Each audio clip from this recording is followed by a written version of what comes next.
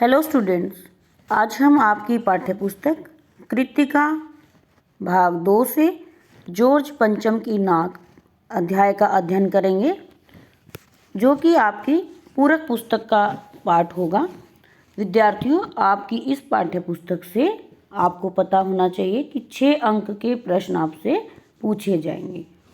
एक प्रश्न जो है 3 अंक का होगा और जॉर्ज पंचम की नाक अत्यंत महत्वपूर्ण पाठ है। तो आइए हम देख लेते हैं। ये जो आपको चित्र दिखाई दे रहा है, ये जॉर्ज पंचम का ही चित्र दिखाई दे रहा है।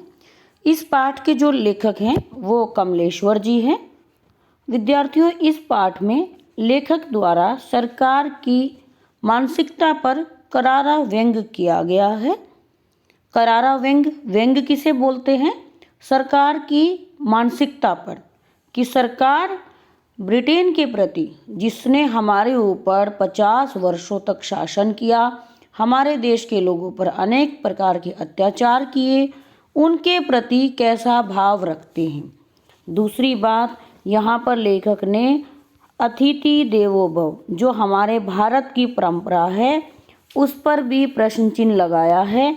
क्या अतिथि का जो सम्मान है, क्या वो सभी के लिए रखना चाहिए? अर्थात हमें अपने शत्रु देश की पहचान रखनी चाहिए। तो आइए पाठ को देख लेते हैं। इसके लेखक ये कमलेश्वर जी हैं। बहुत ही जाने माने ये लेखक हैं। इनके बेसिकली उत्तर प्रदेश मैनपुरी के हैं। इनका पूरा नाम कमलेश्वर प्रसाद सक्सेना था। इलाहाबाद विश्वविद्यालय से इन्होंने MA किया था। इन्होंने अनेक कहानी, नाटक, संस्मरण लिखे थे और इन्होंने सारिका, दैनिक जागरण और दैनिक भास्कर जैसी कई पत्र पत्रिकाओं का संपादन भी किया था। जॉर्ज पंचम की नाक कमलेश्वर द्वारा रचित एक व्यंग्य है, जो कि आज़ाद राष्ट्र के परतंत्र मानस के प्रतिनिधियों पर एक करारी चोट है। जॉर्ज पंचम की मूर्ति की टूटी हुई नाक के बहाने अपनी स्वतंत्रता के लिए जान देने वाले अनेक महापुरुषों और छोटे बच्चों को जिस तरह याद किया है, उससे कई दिशाओं में यात्रा के प्रस्थान का बिंदु पाठक पाता है। इंग्लैंड की रानी एलिजाबेथ अपने पति के साथ हिंदुस्तान के दौरे पर आ रही है, जिससे कि समस्त सरकारी अधिकारी वर्ग व्यस्त है।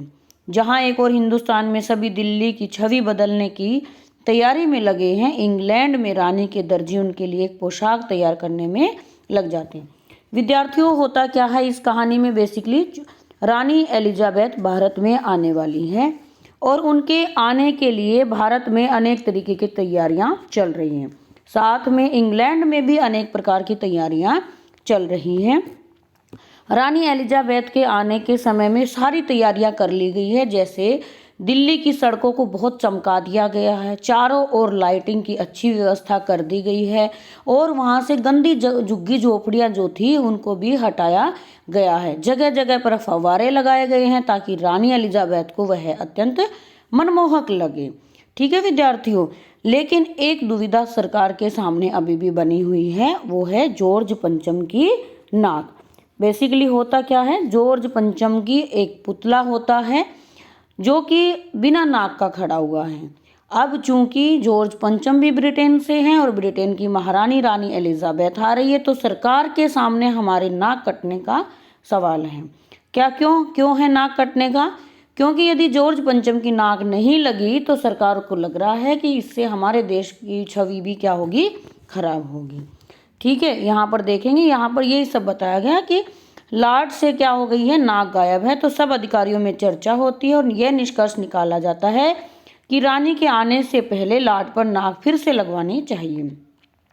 मूर्तिकार उनसे वह पत्थर लाने के लिए बोलता है जिससे कि मूर्ति बनी थी। पूरे भारत में जब पत्थर नहीं मिलता है तो यह तय किया गया कि किसी वर्तमान मूर्ति की नाक जॉर्ज पंचम की नाक की जगह लगा दी जाए।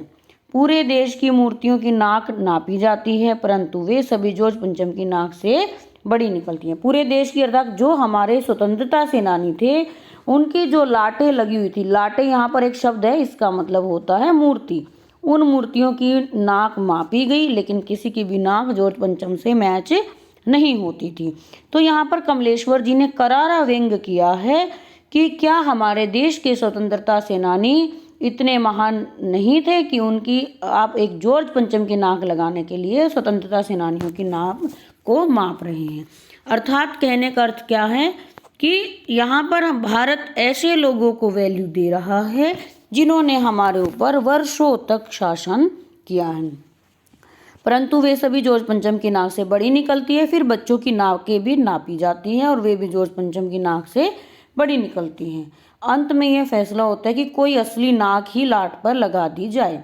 40 करोड़ में से किसी एक की नाक तो लग ही जाएगी। आखिर जॉर्ज पंचम की लाट को नाक के बिना कैसे छोड़ा जा सकता है। अखबारों में खबर आई कि जॉर्ज पंचम की नाक का मामला हल हो गया है। छोटी सी बस एक बात अखबारों ने छाप दी कि उनका मसला हल हो गया, अर्थात एक जिंदा व्यक्ति की नाक को जॉर्ज पंचम की नाक पर लगा दिया गया। लाट पर नाक लग गई, परंतु उस दिन के अखबार में कहीं किसी के उद्घाटन की, किसी भेंट की, हवाई अड्डे पर किसी स्वागत सभा की कोई खबर नहीं मिली। अखबार खाली थे। कहने का अर्थ है कि अखबारों को भी ये बात पसंद नहीं आई कि जॉर्ज पंचम की नाक, एक अंग्रेज की नाक पर एक जिंदा भारतीय व्यक्ति की नाक लगाई गई। तो अखबारों ने रानी एलिजाबेथ के आने की ना तो कोई भेंट, ना कोई स्वागत, और उन्होंने जो भी उद्घाटन किया, किसी भी चीज़ को अखबारों में नहीं छापा। विद्यार्थियों, यहाँ कहने का अर्थ क्या है कि अखबारों ने चुप रहकर अपने विरोध का प्रदर्शन किया। अखबार खाली थे, नाक तो सिर्फ एक ही थी, वह भी बुद्ध के लिए। ये चित्र विद्यार्थियों रानी एलिजाबेथ का है। अब आपको मैं छोटा सा इसका पाठ का सार भी दिखा देती हूँ। तो विद्यार्थियों, यहाँ पर सबसे पहले रानी एलिजाबेथ द्वितीय का क्या होता है, भारत में आगमन होता है, ये हमने पढ़ लिया है। और किस प्रकार से रानी एलिजाबेथ की चर्चाएं ब्रिटेन के अखबारों में छप रही हैं। ठीक है, वहाँ का दर्जी बहुत ही परेशान है। क्यों परेशान है? क्योंकि रानी एलिजाबेथ के लिए 5000 पाउंड का एक कपड़ा मंगवाया गया है जिससे कि वह गाउन सिलवाएंगी। तो उनको समझ में नहीं आ रहा है कि उनका किस प्रकार से गाउन बनाऊं। तो सोच सकते हैं आप विद्यार्थियों कि किस प्रकार से चर्चाएं हो रही हैं। तो यहाँ पर हमने देख ही लिया है कि नई दिल्ली में जॉर्ज पंचम की नाक की समस्या है, क्योंकि उनकी लाक अर्थात उनकी मूर्ति पर जो है नाक नहीं थी। और अंततः हमने देखा कि एक यहाँ पर क्या होता है, एक जिंदा व्यक्ति की नाक को लगा दिया जाता है। मूर्तिकार ने क्या क्या प्रयास किए, यहाँ पर ये भी क्वेश्चन आपसे बनेगा विद्यार्थियों। मूर्तिकार ने हिंदुस्तान के पहाड़ी प्रदेशों, पत्थरों की खानों के दौरे किए, किंतु असफल रहा। उसने बताया कि इस किस्म का पत्थर कहीं भी नहीं मिला। ये पत्थर कैसा है? विदेशी है। सभापति ने कहा कि विदेशों की सारी चीजें हम अपना चुके हैं, दिल, दिमाग, तौर तरीके और रहन सहन। जब हिंदुस्तान में बाल डांस तक मिल जाता है तो पत्थर क्यों नहीं मिल सकता। मूर्तिकार ने, यहाँ पर बाल डांस नहीं है, बेसिकली बार डांस है, जो कि भारतीय संस्कृति का हिस्सा नहीं है। बार डांस विदेशों की एक परंपरा है जो कि भारत ने भी अब अपना लिए। कमलेश्वर जी ने गहरा व्यंग किया है कि धीरे धीरे भारत ने अपनी संस्कृति को छोड़कर पाश्चात्य संस्कृति को अपना लिया है।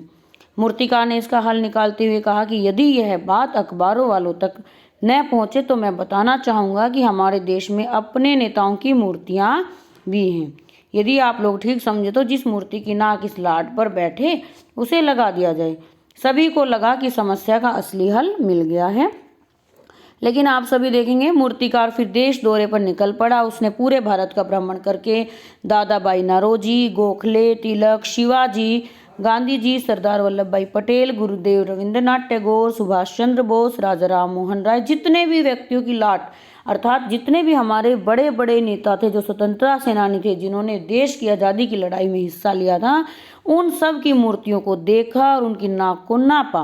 मूर्तिकार ने बिहार सेक्रेटेरिएट के सामने सन 42 में शहीद होने वाले बच्चों की मूर्तियों की नाक भी देखी। अब आप सोच सकते हैं कि सरकार का किस प्रकार का रवैया है, गुलाम मानसिकता का रवैया है। कमलेश्वर जी कहना चाहते हैं कि भले ही आज भारत आज़ाद हो गया है, लेकिन कहीं ना कहीं वह मानसिकता से आज भी ब्रिटेन का गुलाम है, क्योंकि वह एक ऐसे व्यक्ति की नाक के लिए परेशान हो रहा है जिसने हजारों वर्षों तक हमारे भारतीयों पर अत्याचार किए और हमारे बड़े स्वतंत्रता सेनानियों को जो शहीद हो गए अपने देश की आज़ादी के लिए, उनके नाक को वो नाप रहे हैं। मूर्ति पर जीवित व्यक्ति की नाक लगाने का फिर विचार दिया गया और एक जिंदा व्यक्ति की नाक को लगा दिया गया। अगले दिन अखबारों में खबरें छापी गई कि जॉर्ज पंचम की लाट को जो नाक लगाई है वह बिल्कुल असली जैसी लगती है। उस दिन के अखबार में एक बात और गौर करने की थी, उस दिन देश में कहीं भी किसी उद्घाटन की खबर नहीं मिली, किसी ने कोई फीता नहीं काटा। आप विद्यार्थियों देखते हैं, जब कोई देश का प्रधानमंत्री या राष्ट्रपति बाहर के देश का भारत के दौरे पर आता है तो उससे संबंधित अनेक खबरें अखबारों में छापी जाती हैं, लेकिन उस दिन अखबारों ने कोई बात नहीं छापी, क्योंकि अखबारों ने भी अपना विरोध यहाँ पर प्रकट किया। आई होप विद्यार्थियों आप इस पाठ का सार समझ गए होंगे और इससे संबंधित महत्वपूर्ण प्रश्नों को आप तैयार कर लीजिएगा। इसके बाद भी आपको कोई डाउट है तो आप कमेंट बॉक्स में पूछ सकते हैं। मिलते हैं अगली वीडियो में। यदि आपने मानवीय करुणा की दिव्य चमक के प्रश्नों को नहीं देखा है तो उसकी वीडियो मैंने आप लोगों को दे दी है। एक एक प्रश्न मैंने समझाया है, उसके उत्तर भी वहाँ पर दिए गए हैं, तो आप वीडियो के माध्यम से उन प्रश्नों को, उत्तरों को नोट कर सकते हैं अपनी हिंदी कॉपी में। अगर आपका कोई टॉपिक रह गया है, मैंने ग्रामर में संदेश लेखन भी आप लोगों को उपलब्ध करवा दिया है, तो संदेश लेखन की वीडियो जल्दी से देख लें और अपने 5 अंक फिक्स कर लें। मैंने एक मॉडल संदेश लेखन, जो एक मॉडल होना चाहिए आपका, वो भी मैंने वीडियो में उपलब्ध करवाया है, उसे भी आप देख सकते हैं। मिलते हैं अगली वीडियो में, तब तक के लिए जय हिंद, वंदे मातरम।